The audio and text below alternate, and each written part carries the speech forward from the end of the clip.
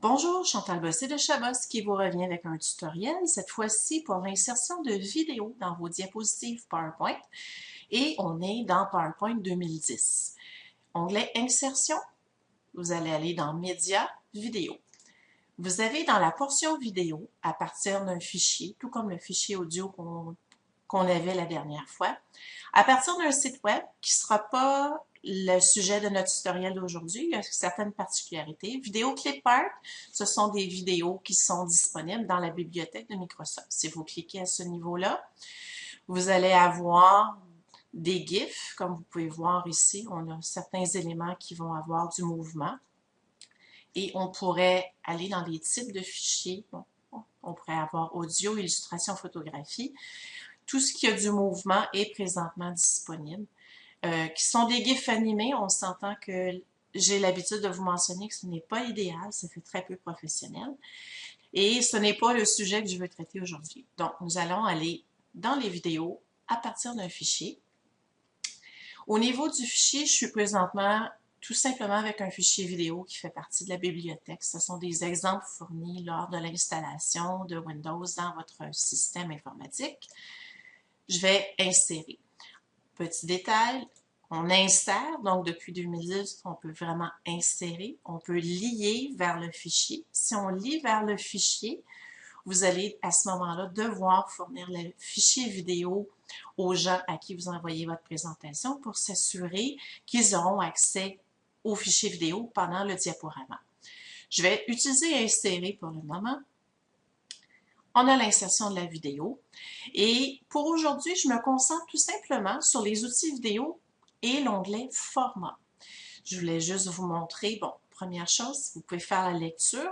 Vous allez avoir le fichier vidéo, le son, etc. qui vous permet de voir si tout fonctionne bien.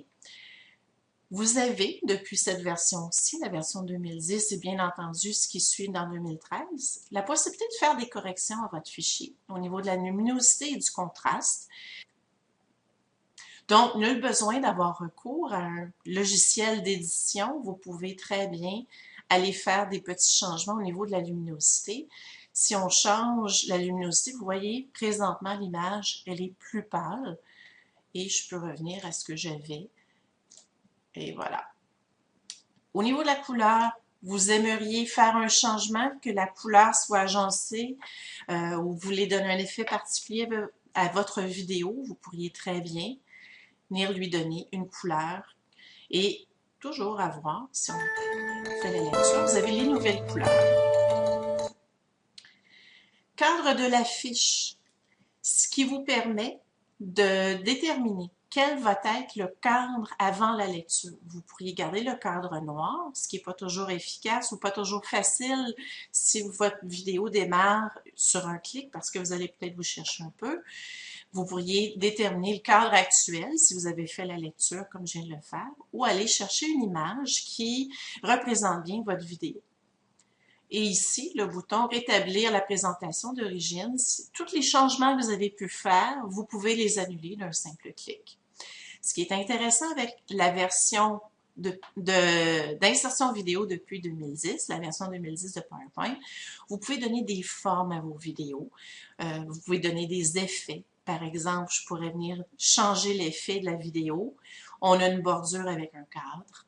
Vous pourriez très bien aller faire l'effet d'une photo de voyage et votre vidéo continue de se lire comme elle était auparavant.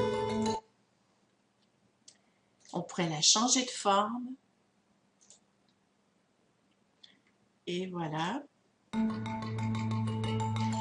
Donc, vous avez d'immenses possibilités avec les dernières nouveautés vidéo depuis PowerPoint 2010 pour vous permettre de vraiment être créatif et de mettre en valeur les fichiers vidéo que vous pourriez vouloir utiliser. Donc, pour le moment, j'arrête cette tutoriel. Je voulais vraiment m'en tenir à l'onglet Format des outils vidéo. Dans une prochaine version, nous allons voir les options de lecture et comment vous pouvez retravailler aussi la longueur de votre vidéo pour être en mesure de l'adapter à vos besoins de présentation.